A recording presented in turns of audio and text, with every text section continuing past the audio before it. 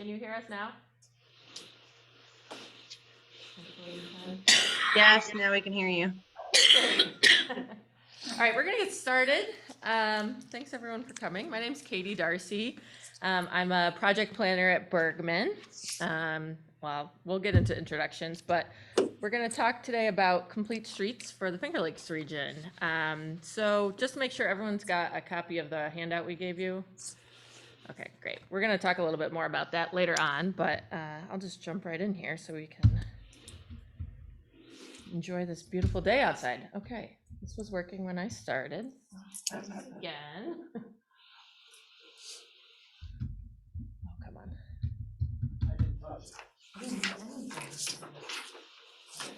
Maybe I just needed to. There we go. Okay. So as you can see here, we've got a lot to cover, and so we'll try to keep it brief. And we're a small group, so there's no need to hold questions. If you have anything, thoughts, comments, anything related to complete streets, don't feel free to chime in throughout the presentation. We'll try to keep this pretty casual. But yeah, we're just going to quickly go through what complete streets are, what the benefits are, some of the differences between designing for different types of roadways as far as complete streets go, some complete street policies and practices, and just then go through some quick examples of some projects we've worked on over the years in the area. So like I said, I'm Katie, and Tom is with me too. He's senior managing landscape architect. So we've worked together a lot over the last couple of years on a lot of different types of active transportation projects, and it's really fun. My background, actually, before I moved back to Rochester, I'm from Webster originally, but I lived in Boston for a few years, and I worked for the Massachusetts Department of Transportation in their Sustainable Transportation Group. So still love working on transportation projects, and I love doing it locally. So without further ado, we will jump in. So what is a complete street? And you can kind Katie, excuse me, your virtual participants aren't seeing your screen, your PowerPoint. Be helpful if I share.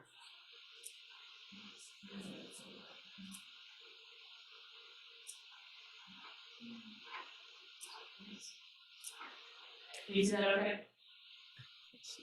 Seeing it now. Yeah, I don't know if it's on slideshow mode. All right, how about that?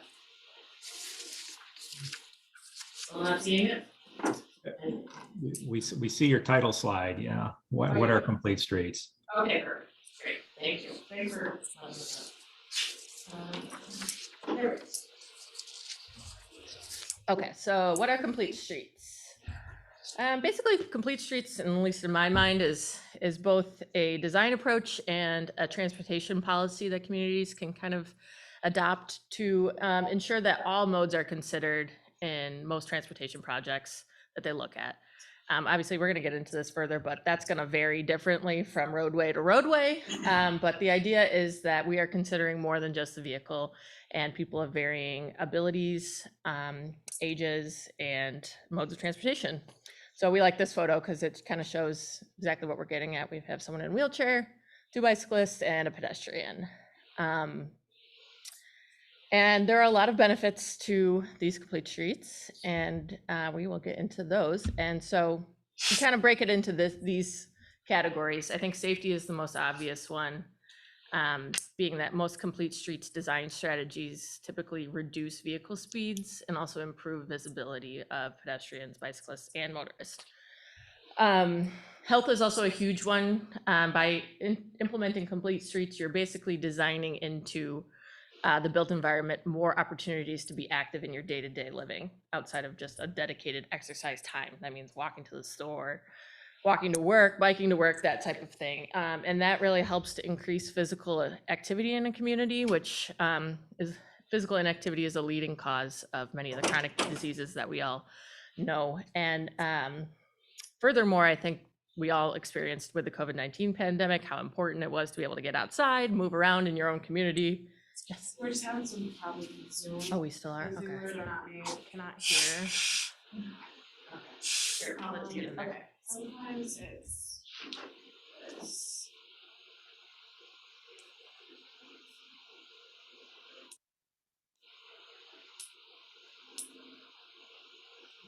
Sorry. Sorry to interrupt. Oh, no. Was that one of your chats? We can hear her now, so, Are you good, Adeline? yeah, we can hear now. It was just for the first like 5-10 minutes, so. All right. Thank you. Yep. Okay, so yeah, so obviously with COVID-19, that became very obvious to us as a society that being able to go outside, do something outside of the home, and get active was really important. Not only just for physical health, but also mental health.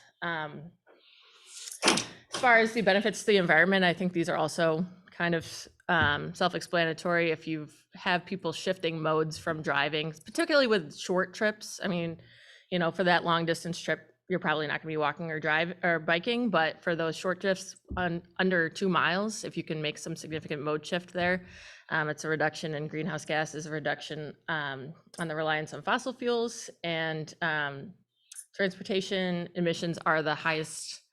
Transportation is the most significant sector that contributes to climate change and greenhouse gas emissions in the United States. So it's a room for improvement in that area, we'll say.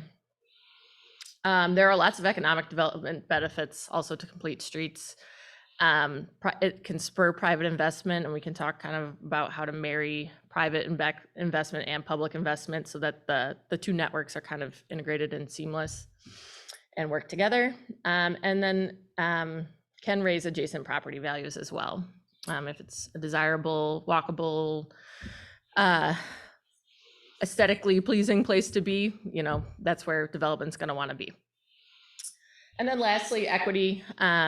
Just considering the sector of the population that doesn't have either access to a vehicle or can't drive anymore, whether that's the elderly or young people. So helping them be integrated better into society by giving them options outside of being able to drive themselves around.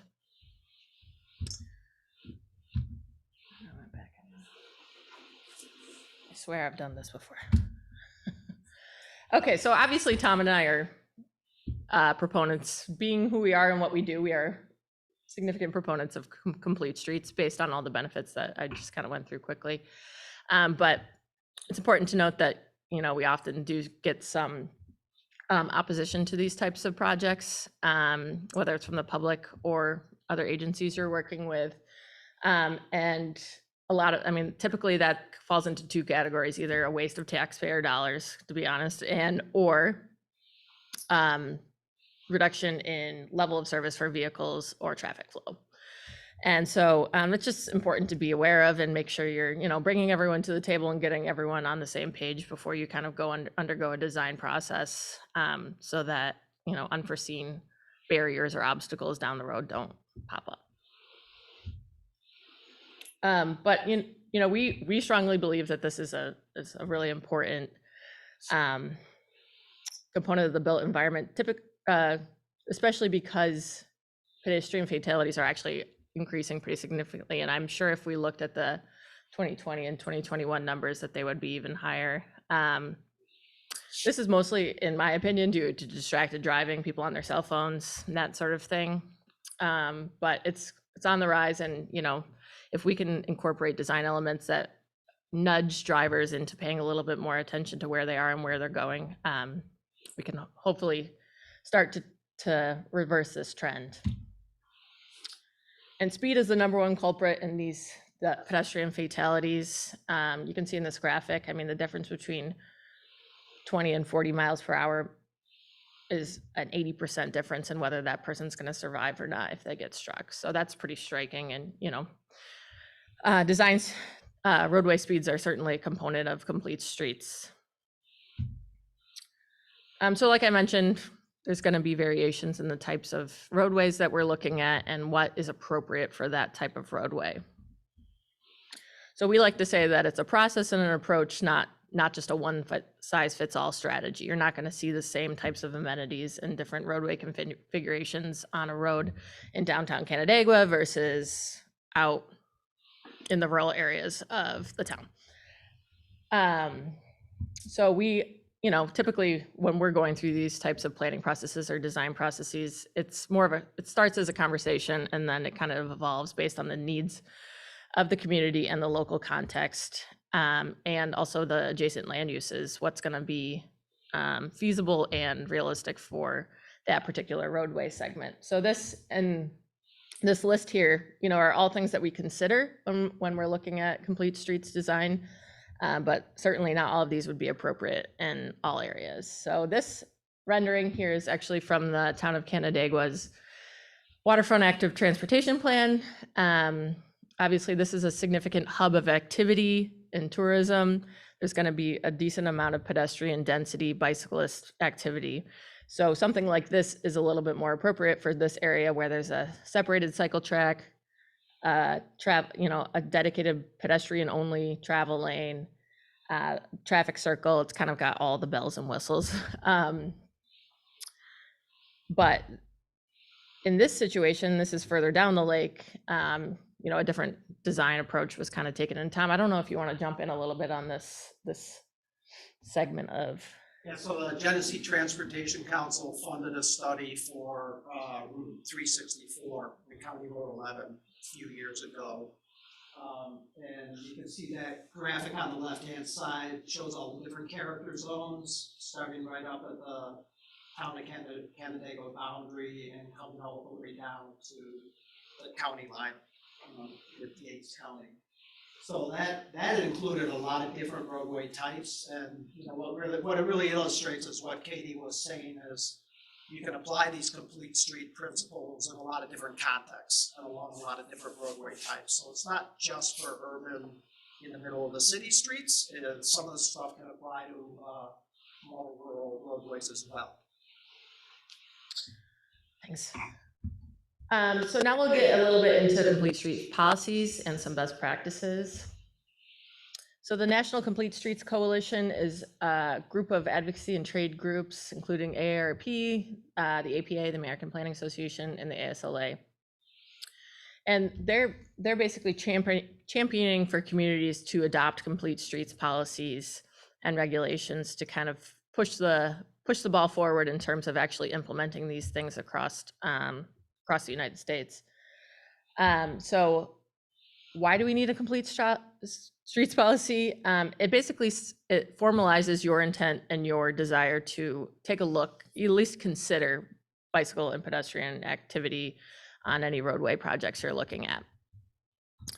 And so this kind of formalizes this, and it sets up the framework for you to move forward with actually implementing these projects. And so, these are different based on your community. It can be just a policy. You can actually formally pass a resolution that says you have a complete streets policy. You can include it in your comprehensive plan. It can just be a memo, like an internal memo. So there's varying degrees of formality with the complete streets policy. And you can see that, I think, not on this slide, but in a few slides, you'll see what is going on in New York State currently. So like I said, once you set the policy, that's kind of your framework. That's kind of us saying we're committed to this. We are serious about considering these. And that policy will probably outline some practices through which you will consider complete streets, whether that's through subdivision review or all DOT roadway projects. It's kind of outlining how you will achieve a complete streets network. Obviously, those practices will then result in projects, and then ultimately, the idea is to have some sort of complete streets network that people can easily access key destinations, that type of thing. So this is kind of the current state of affairs in New York State and the region in general. And so there you can see a lot of communities in New York State actually pass a formal resolution. In the state that I worked in Massachusetts, you can see there's a high density of complete streets policies. Those were also tied directly to funding at MassDOT. So that was, obviously one of the impetus for adopting one. But you can see, there's 153 policies in New York, and that number continues to grow over time. And New York State as a whole also has a complete streets policy. So I won't go through all of this, but an ideal complete streets policy is, including why are we doing this? What's the purpose of it? Considering all users, regardless of ability, age, race, etc. A commitment to consider it in all projects and phases. Again, that's maybe not saying that you're going to implement it in all projects and phases, but given it consideration. Clear accountable exceptions, outlining what kind of agencies you'll need to be coordinating with in order to achieve this. Understanding the land use and surrounding context of these roadways and what that means for your community. Ideally has performance measures to identify how your community has grown in the complete streets, whether that's the number of roadway lane miles that's been improved upon, that type of thing. Project selection criteria, and then implementation steps. How is this actually going to be achieved? So the next step is to actually integrate some of the complete streets policies into your municipal codes. And the Genesee Transportation Council actually has a really good resource. It's a technical memorandum that is called Pedestrian and Bicyclist Supportive Code Language, and that's available on their website. But it mainly looks at parking lot design, sidewalks adjacent to development, and there's a third major component that's not coming to my head right now, but we'll kind of go through some of these really briefly. Some best practices that we consider. So I think one of the main low-hanging fruits is looking at your off-street parking requirements, because, well, the first thing is everyone becomes a pedestrian once they've parked their car and gotten out. They have to get to the building in some way, and they want to do that safely. So considering pedestrian circulation within your on-street parking requirements is a huge benefit to that pedestrian. And we'll look at some examples of some good and bad examples of that in a little bit. Considering encouraging or requiring bicycle parking on site, making sure there's connections from the public pedestrian right-of-way to the actual building front. And then also just considering implementing some green infrastructure, islands, creating rooms. You can see in that red square there, that's kind of considered a parking lot room, so that it's not just a wide swath of asphalt that someone has to traverse on their feet. And, it can feel uncomfortable. People make strange I'm sure you're all aware, in a Wegmans parking lot, people can make some strange turning movements and behaviors.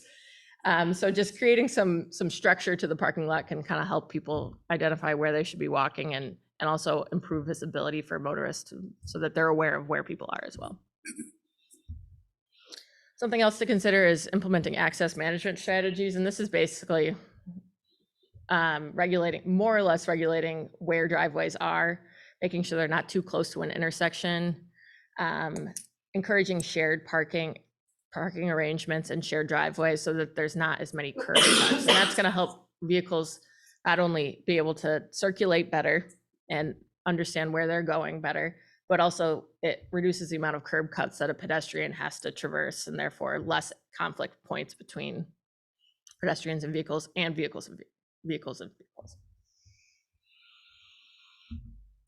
And then the last thing is, there's some things we can do that actually pertains to the land that vehicles and pedestrians are traveling on, but then also the density and bulk of your buildings can also contribute to a more walkable environment. So obviously a building that are closer together, that have smaller setbacks, are easier to access as a pedestrian than large lot, low density development. Also, mixing of uses can also help promote walkability and bikeability, just because you can access more goods and services, employment, residential, living opportunities, that type of thing, within a condensed area. So those are kind of on the building development side of things that we try to encourage. And then there's other components like considering design guidelines, or so that, it's an attractive place that people want to go with their family on the weekend or with their friends and stay a while. So not any new concepts, I think, at this point, but I think implementing it actually into your zoning code is critical, so that you can kind of point to that as a board member or whatever role you play. And that's kind of your baseline from which you're operating. So this is the handout that we gave you, and this is something that we've given to other municipalities to consider when they're looking at development proposals or other projects. And Tom, you want to talk about this a little bit? Yeah, sure. So this is a checklist we developed a few years ago for the town of Arundecoit when they did their active transportation plan. And that term, active transportation, merges together with complete streets. Active transportation simply is human-powered mobility. So bicycling, walking, maybe you're on a scooter. And then complete streets falls within that in terms of how we plan, design, build, and maintain the streets so that all these different modes have full mobility. But this is a really simple checklist that you can apply if you're looking at a site plan submittal or a project concept. It's interesting to look at the categories. So, you know, Katie mentioned the complete streets. We're definitely dealing with all the different transportation modes, automobiles, pedestrians, bicyclists, public transit is very important. And then access and parking. These are designed to be really customizable.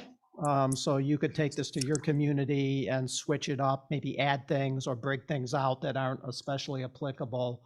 But it's a really good starting point for evaluating projects for their mobility.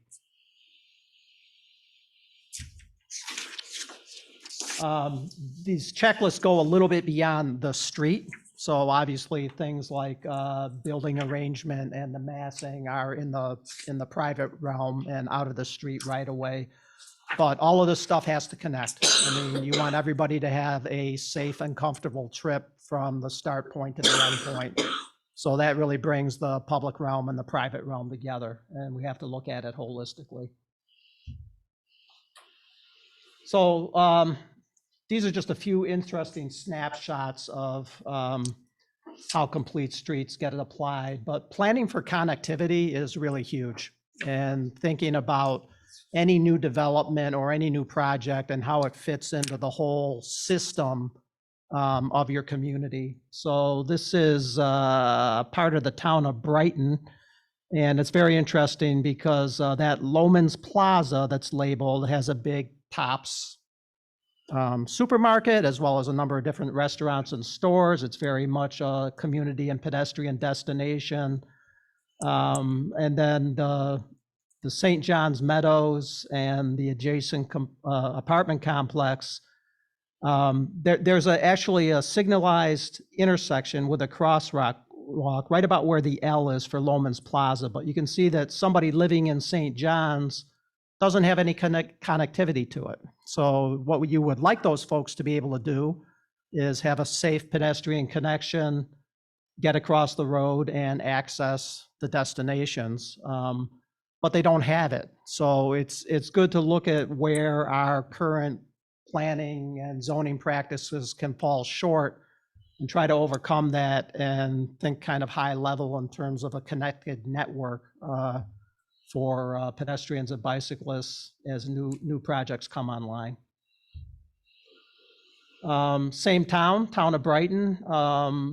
Another neighborhood that actually had some public right-of-way designed in. So there are walkways for these very long blocks that get people from basically one street or neighborhood to another. And where you can incorporate this into your planning, you're going to end up with a much more pedestrian-friendly network.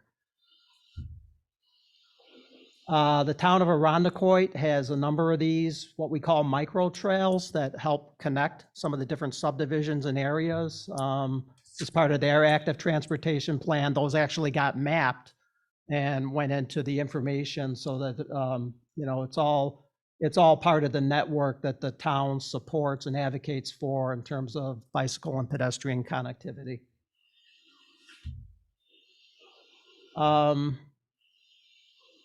In terms of how you get there, that's where the design comes in. And, you know, some of the basic things that we're addressing are obviously pedestrian infrastructure. We want ADA compliant facilities, but we use that as a baseline. That's the least that you should achieve, and where you can go in above and beyond that, that's usually beneficial to your residents. Traffic calming and everything that includes is huge, so the graphics and the data that Katie showed earlier.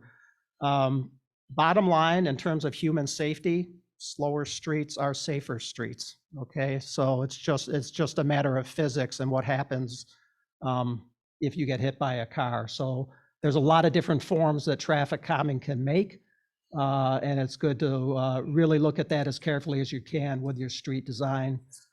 Bicycle accommodations, of course, whether they're actually shared space in the roadway or a separated facility like a cycle track. And then building in support and almost advocacy through design for use of public transit is huge. And of course, every transit user is going to be a pedestrian before and after they get off the bus. So that all ties together in a nice cohesive design approach. And this is just a good example. It's a very clear picture, sort of an illustrated catalog of complete street design approaches. This is Route 404 in the town of Williamson. Existing conditions in the small photo, and then the larger rendering of an overall plan and the different measures that could be feasibly applied here.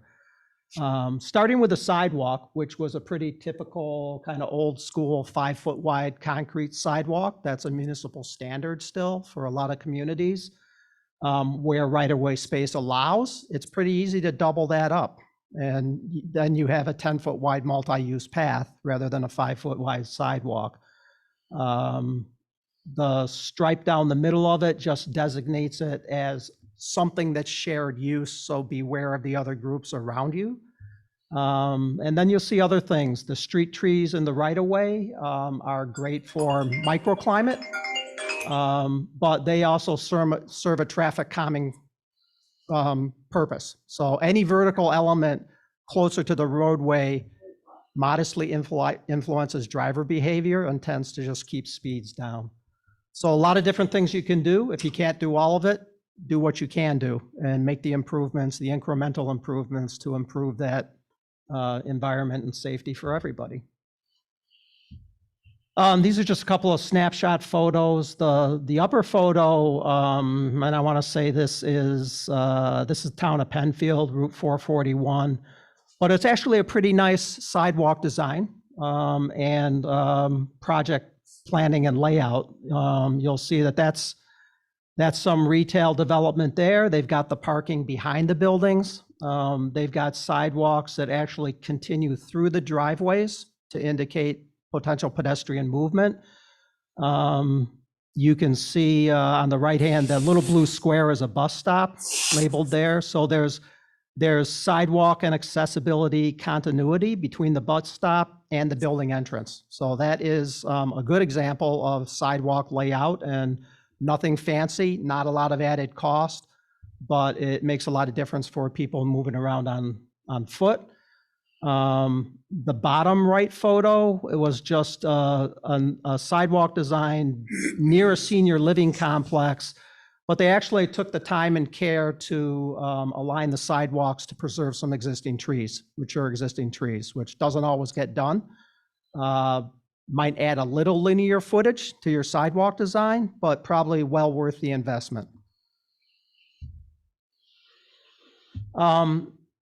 You want all your decisions to be data-based and sort of evidence-based designs. That'll make defensible decisions that you can point to. There are some assessment protocols for measuring how good bicycle and pedestrian environments are. There's several different ones, but probably the most established one is what's called the pedestrian level of service model and the corresponding bicycle level of service model.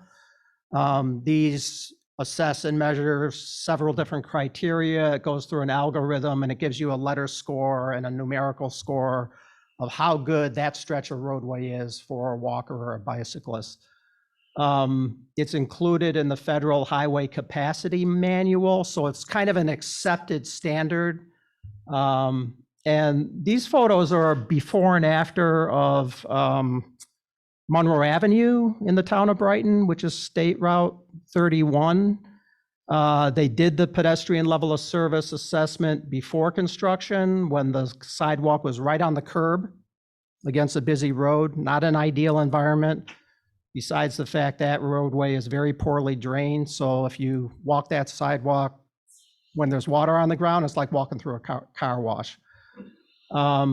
This is a great project. Collaboration with the town and state DOT and the school district, they were able to take that whole sidewalk and move it inboard, move it off the roadway, make it wider, so it served both bicycles and pedestrian. The bottom photo, the green buffer strip you see in there is actually green infrastructure that takes water from the roadway, and the new sidewalk is porous concrete, which actually in that project worked out great and has been out there several years. So that project kind of fulfilled the double purpose of stormwater management improvements and some significant walk and bikeability improvements. Katie talked a little bit about surface parking lot design. It's a really weak link in our built environments, and it can be a lot better. We just have to raise the bar a little bit and realize parking lots can be a little bit more and do a little bit more than be just temporary storage for automobiles. And there's a reason for that. You know, the data from that book that's quoted there is that in some cities, up to a third of the land area is dedicated to parking. So it makes a big difference on a number of different levels. But even if we focus on bicycle and pedestrian safety, you don't want to see what you see in that big image there, where that's the trip you have to take when you get out of your car to get to your destination. We can do a lot better than that. That I think is Marketplace Mall in Henrietta. Nothing fancy, but they did give a little bit more thought to it. And there are ample islands, which helps define circulation for the drivers. So there's less cutting across parking aisles. It's just a little bit more structured. You know where to go and how to move. And then you can see pedestrian walkways actually bringing people safely to the building from the outlying parking stalls. So that's a parking lot that's better than normal. So it's good just to look at these examples and see what some developers have done to help address the active mobility issues. The city of Rochester recently redid their parking lot by City Hall. That had a strong environmental and urban ecology aspect in terms of how they were handling the stormwater. They did a lot of street tree planting to help with the urban heat island effect. But I can tell you from having worked down there for many years, it's just a more pleasant place to be. And it's a better arrival experience for a visitor. And I think there's a lot of functional metrics that this project is meeting. That is actually green infrastructure on the edge of the parking lot that's picking up stormwater flow so that you can see it's performing that function in the parking, but it's also adding to the streetscape and the pedestrian environment. So anything you can do to encourage and support people walking is a contributor to a complete street. We mentioned transit, and this can take a lot of different forms, but any place that you have a public transit system, you want to emphasize accessibility, comfort, and really do everything you can to encourage more people to use that system. Obviously, in urban areas, it's going to be a lot more dense, more frequent ridership. The more rural you get, the more spread out that gets, but it's still an important component. So lower right, you can see in existing, this was part of the same Monroe Avenue project that we showed the sidewalk relocation, and then the rendering was what was proposed for the transit stops. 4 of these were upgraded in about the 1 mile stretch on Monroe Ave that they did. I like this photo because it just starts to show that a complete street has function, but then there's another higher level in terms of developing streets as places. And they're part of your community character, and they can contribute to placemaking. So form and function coming together at the same time. These were really simple, pretty economical canopies. They're not meant to be fully enclosed. They're just there if you happen to be waiting during a rainfall. And it's a little bit of shade and it's a little bit of rain, and it's a lot better than standing out in the open.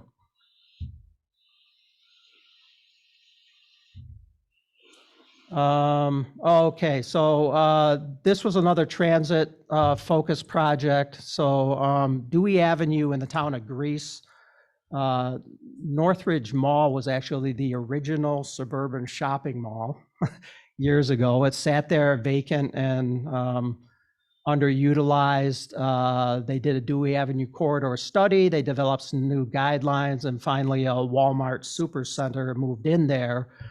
But what you can note is on the right-hand side of the photo, the big victory here was working with RTS to actually bring the buses to the storefront and not drop people off out on Dewey Avenue and have them try to get through, you know, an acre of parking lot. So that kind of transit hub node on the right-hand side of the screen has a covered bus shelter.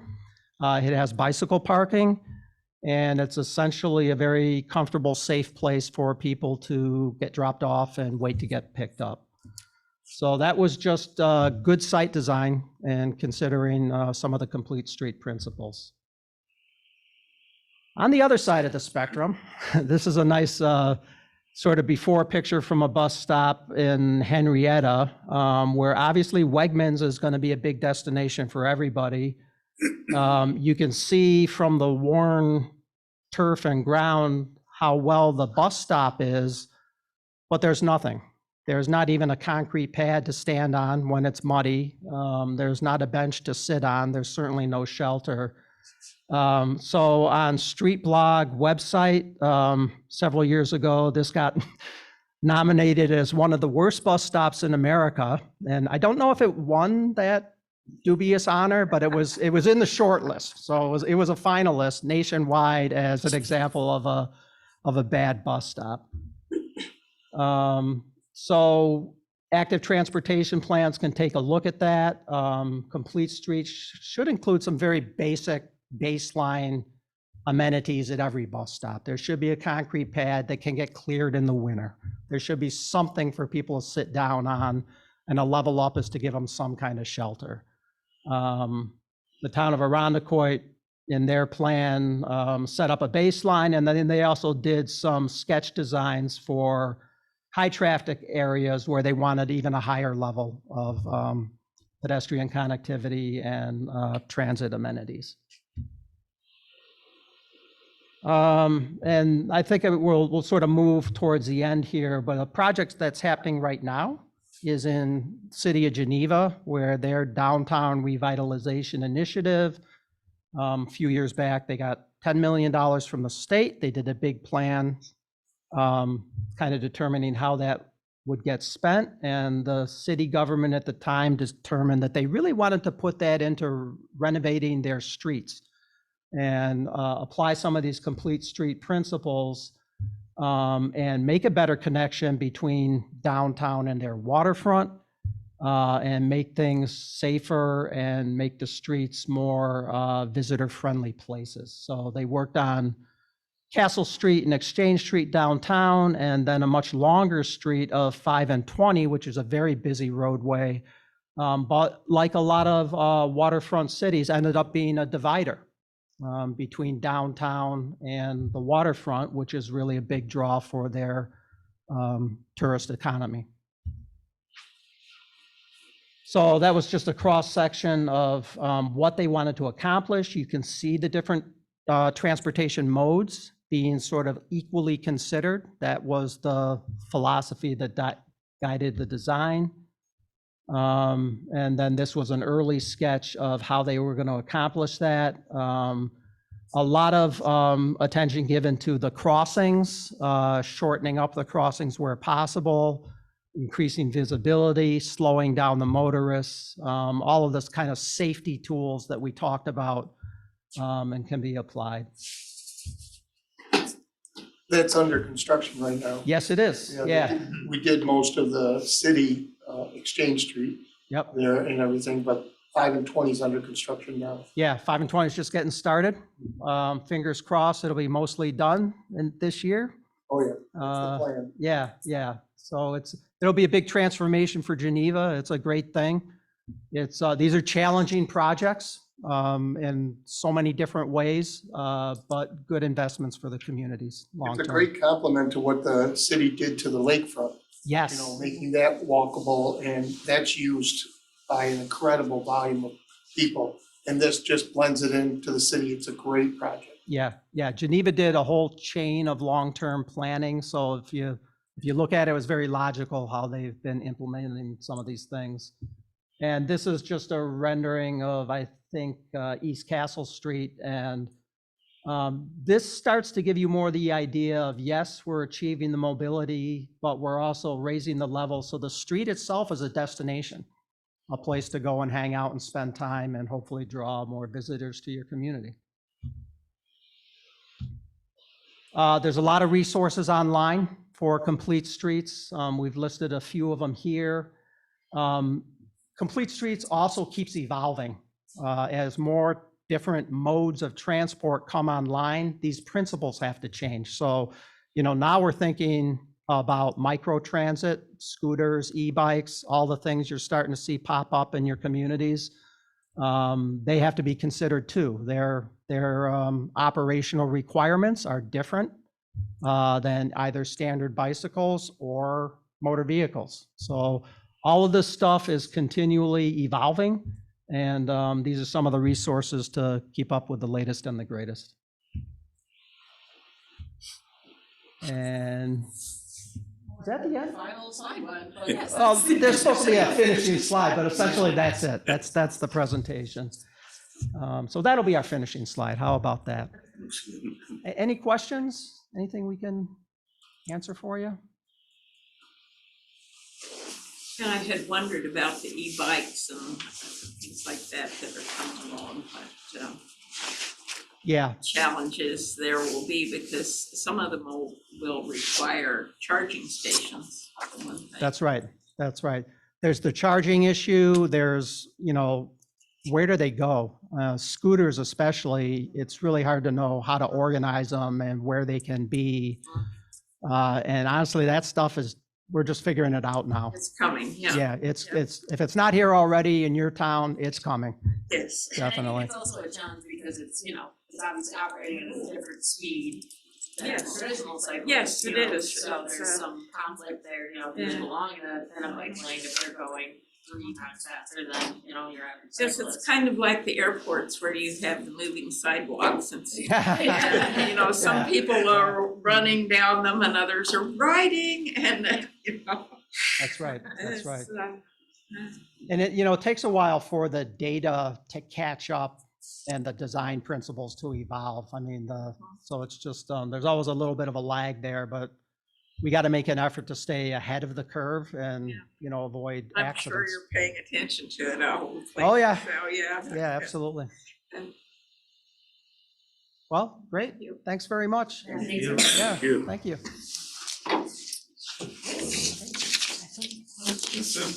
Thank you everyone on the also.